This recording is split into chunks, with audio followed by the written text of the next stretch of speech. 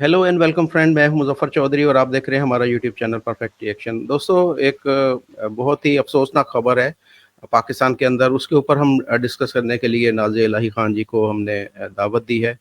Blasphemy का एक case Pakistan के अंदर तो आए दिन कोई ना कोई केस चलता रहता है, तो ये बहुत ही अफसोसनाक वाकया है। उसके ऊपर हम अंदर से इस वक्त गुजर रही हैं। तो वेलकम टू द शो, नमस्कार, अस्सलाम वालेकुम, कैसी हैं आप? वंदे मातरम, भारत माता की जय, जय जगन्नाथ, वालेकुम अस्सलाम। अच्छी हूँ, बहुत अच्छी हूँ, बड़ी जबरदस्त हूँ। चले पाकिस्तान का एक शहर है उमरकोट। उसका नाम अमरकोट था, लेकिन आपको पता है कि यहाँ पर मुल्ला जो है वो उस नाम को उन्होंने चेंज कर अमर को उमर बना दिया, उमरकोट पर। वहाँ पर एक जो डॉक्टर है, डॉक्टर शाहनवाज खंबर, उनकी जो है उनको ब्लास्फेमी का उनके ऊपर इल्ज़ाम लगाकर उनको मार दिया गया। हालांकि उन्होंने अपनी एक वीडियो के अंदर कहा भी था कि ये मैंने जो है ये तौहीन नहीं की, ये मेरी आईडी हैक हो चुकी है और उस आईडी से किसी ने जो इस तरह की गुस्ताखाना पोस्ट की है। और उसके बाद में उनके साथ जो सलूक किया गया, पुलिस वालों ने उनको मार कर पुलिस वालों को फूलों के हार पहनाए गए उन शहरियों की तरफ से।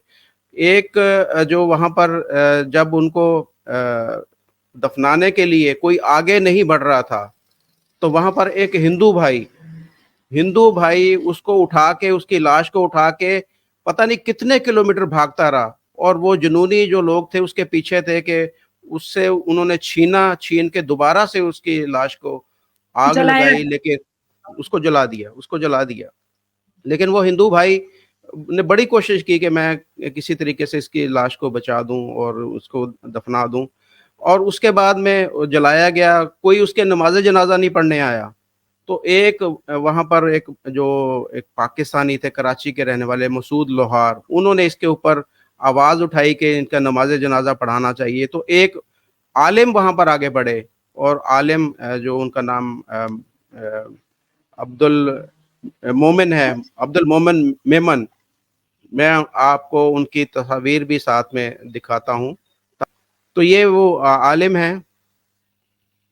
सबसे पहले तो ये वो हिंदू भाई हैं कि जिनका हाथ देखें चूमा जा रहा है, कि जिस हाथ से उन्होंने उसकी लाश को उठाकर वो बचाते रहे और भागते रहे। तो ये एक वहाँ की सिंगर हैं, वो उसके हाथ को चूम रही, हिंदू भाई के हाथ को, कि ये इसने जब कोई पास नहीं आ रहा था तो ये उसकी लाश को उठा के भागता रहा और उसको बचाने की कोशिश करता रहा। और ये मसूद लोहार हैं, ये सोशल एक्टिविस्ट हैं। और जब कोई नमाज जनाजा पढ़ने की बात नहीं कर रहा था, तो ये उन्होंने वहाँ पर आवाज़ उठाई कि इसका नमाज जनाजा जो है पढ़ाया जाए। और उन्होंने लोगों को मोटिवेट किया, लोग आगे बढ़े, बाहर घरों से खौफ का बुत तोड़ा उन्होंने। ये मुल्लाओं के जो खौफ था उसका बुत तोड़ के लोग बाहर निकले और उसका नमाज जनाजा जो है वो उसको पढ़ाया गया।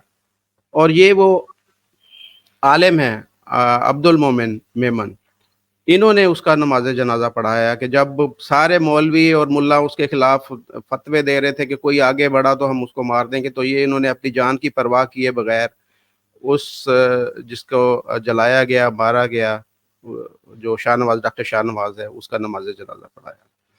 और इसके साथ एक और आपको मैं खबर साथ में जोड़ता जाऊं इसमें। ये पाकिस्तान के एक मशहूर आलिम हैं, इनका नाम आप जानती हैं, ये मुफ्ती साहब हैं। और इन्होंने भी कुरान पाक की और नबी करीम सल्लल्लाहु अलैहि वसल्लम की शान में गुस्ताखी की थी। लेकिन इनके दिफा में मुख्तलिफ उलमा कराम वहाँ पर आ गए। वो डिनाई कर रहा था, पहले वाला डॉक्टर शाहनवाज डिनाई कर रहा था, मैंने कोई गुस्ताखी नहीं की। इनकी तो वीडियो के सबूत भी पड़े हैं।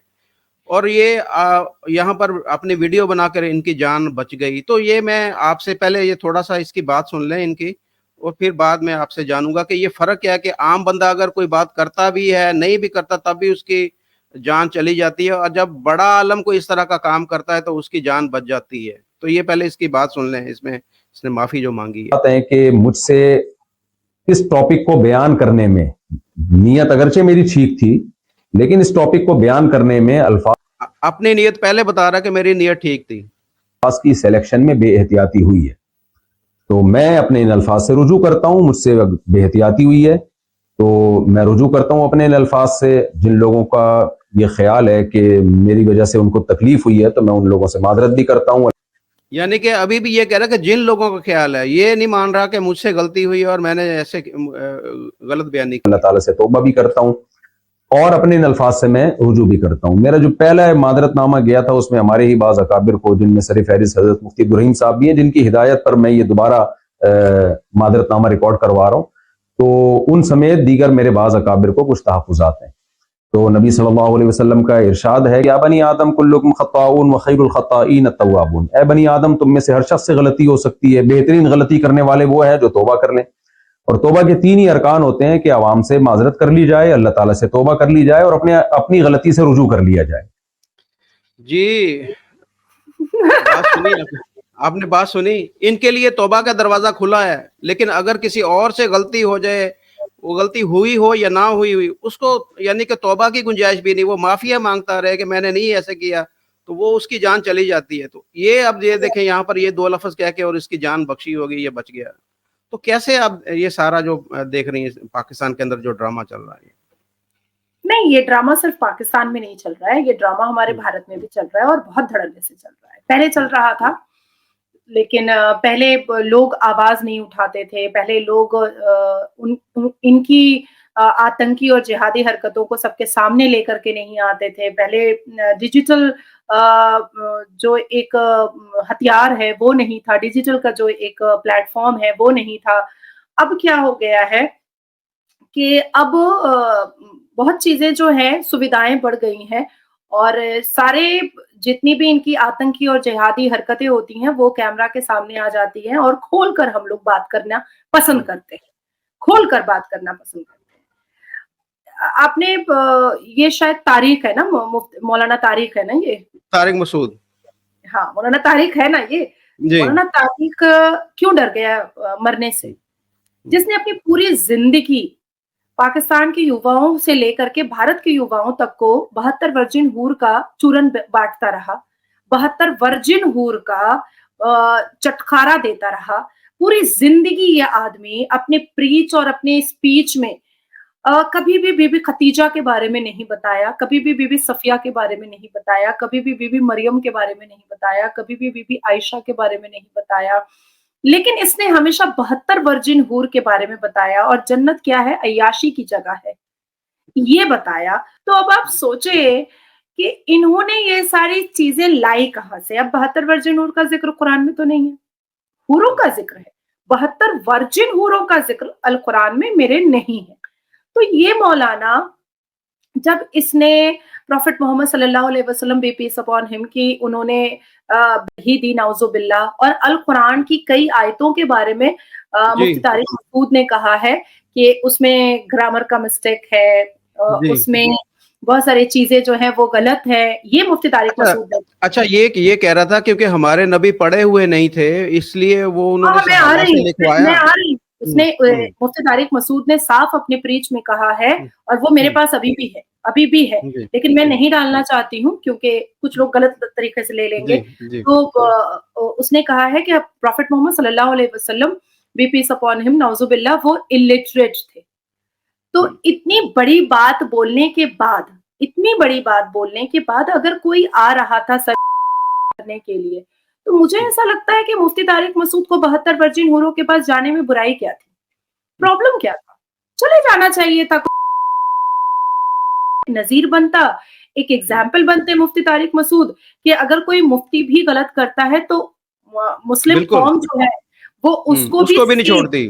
ہاں سیم وہی سزا دی جاتی ہے جو ایک عام ویکتی کو دی جاتی ہے، وہ اگر گناہ کرے یا نہ کرے. لیکن ان کا گناہ، اور انہوں نے جو پروفٹ محمد کے خلاف جو نعوذ باللہ جو بات کہی وہ تو آن ریکارڈ ہے اور وہ تو اتنی شیئر ہو چکی ہے، اتنی وائرل ہو چکی ہے کہ یہ مٹاتے نہیں مٹا پائیں گے اپنی پوری زندگی. تو مجھے ایسا سب سے پہلے تو میں یہ کہوں گی کہ ان کو اپنا سر تن سے جدا کروا لینا چاہیے تھا اور 72 ورجن ہوروں کے پاس جنت عیاشی کی جگہ پر چلے جانا چاہیے تھا، جو انہوں نے خود اپنی پریچ میں کہا ہوا ہے. اب آتی ہے بات کہ یہ اس طریقے کے جتنے بھی مفتی اور مولانا ہوتے ہیں وہ بڑے ہی سیلیکٹیو ہوتے ہیں، بہت سیلیکٹیو ہوتے ہیں. جب وہ عورتوں کو گندی نظر سے اور بری نظر سے دیکھتے ہیں تو ان کے اوپر کوئی چارج نہیں کر